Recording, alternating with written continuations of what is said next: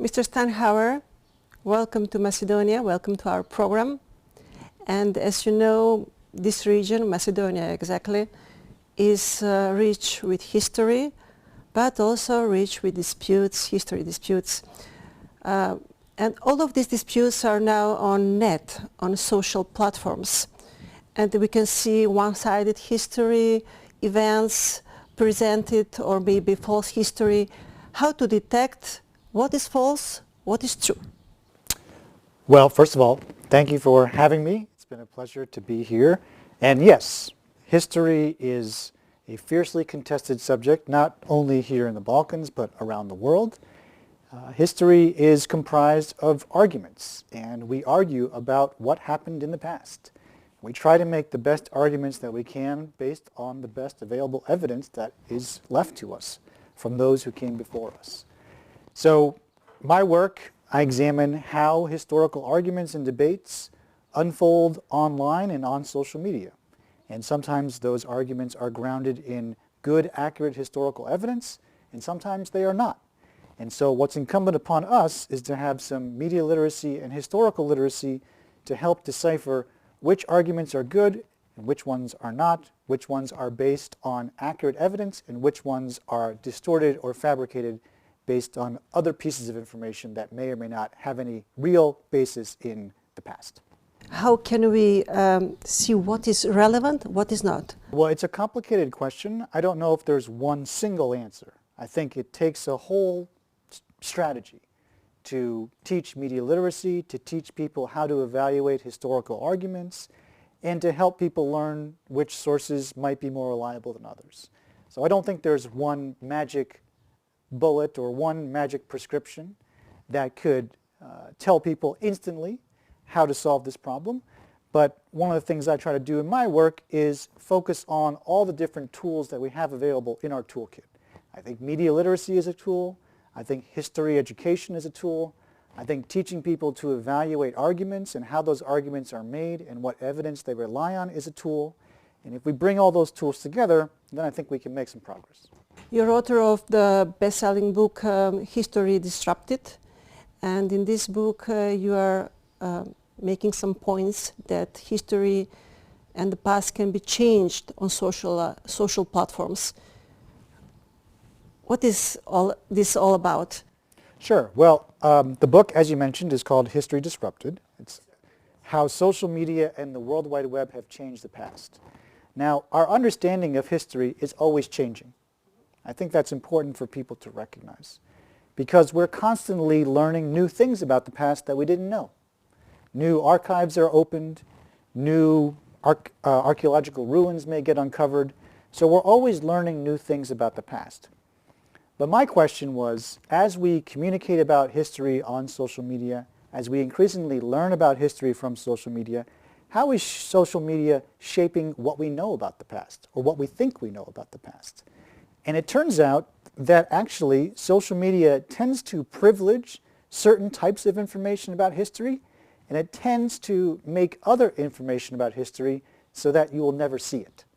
And so if you start to understand why certain social media platforms privilege certain types of history, then that gives you more insight into why we know certain things about the past, or how our understanding of the past is being shaped, and why other pieces of evidence or other arguments about the past we are not encountering or not seeing in our newsfeed.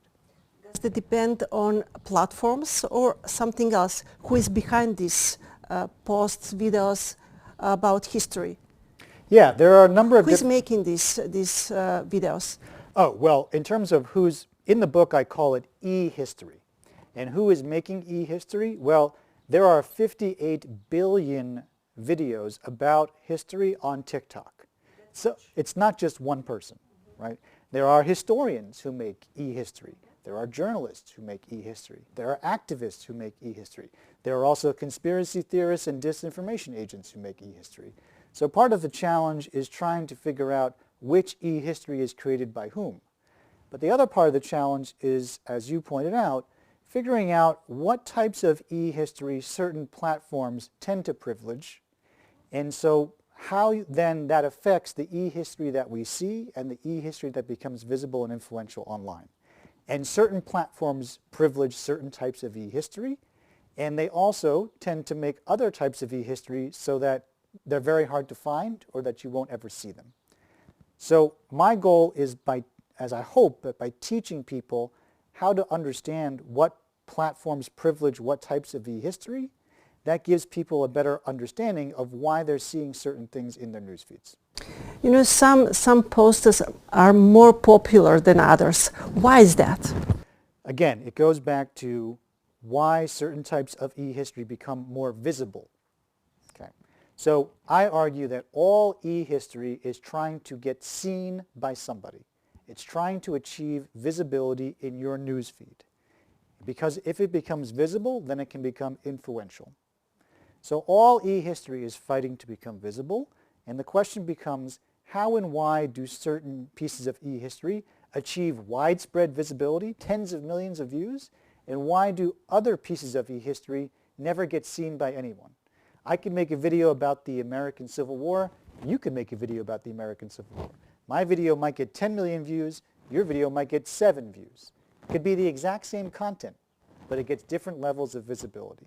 And it turns out that there are actually some very consistent mechanisms behind the scenes that allow certain e-history to become visible.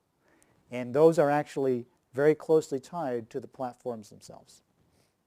You know, I myself, I like very much to look at these contents, history contents, and when I saw 1 million views, and I just click this one, and I just don't know, is it real, is it relevant, but maybe it is you know, colorful, maybe it is very interesting, and maybe there is a title, you can learn about Macedonian history in 10 minutes.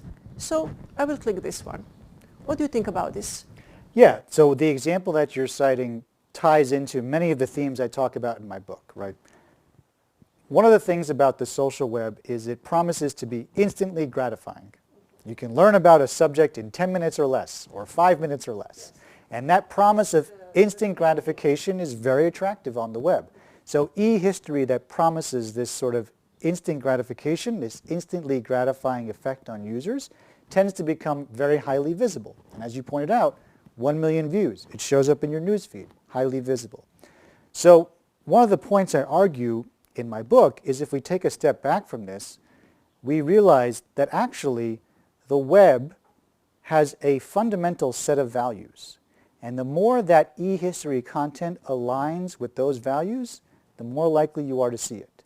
The more it promises instant gratification, the more it promises to be user-centric, the more extrinsically valuable it is, the more likely it is to show up in your newsfeed. And your example is a perfect illustration of it. And more about the background, about misusing the history, about political points, gaining some value from this. How do we manage this one? Well, I'm not sure if there's a simple solution to that. There's a great book by Margaret Macmillan called Dangerous Games, Uses and Abuses of History. And it was written in the early 2000s. And it talks about all the ways that political actors have misused history throughout the 20th century, even before there was social media. So this is a long practice. It has a long history in of itself. I think what I try to do in my work is I try to argue for a set of values. And those values include making honest and accurate interpretations of history based on evidence. That is what historians do. That's what we believe in. And that's what I think we need to continually teach and remind people to do when they're seeing information online, whether it's from a political actor or a social actor or anything else. How do we evaluate the argument that we're making? Is it an accurate and honest argument based on available evidence? And is it being done in a way that aligns with the practices of good history? Ultimately, we can apply that standard to a lot of different situations, including politics. And the future of history, is it on the net or in the books? Well, I'm not convinced that history has a future. That's actually the chapter in the last part of the book. One of the things I realized when I researched this book, and one of the reasons it's called History Disrupted, is because the more I talked to people, the more they would tell me, why do I need to take a history class when I can learn all this history on YouTube? Why should I pay for a professional historian if I can learn everything on Wikipedia? And so I think this e-history has had a very disruptive effect on the professional discipline of history. And if professional history is going to survive, I think is an open question. Thank you very much. Thank you.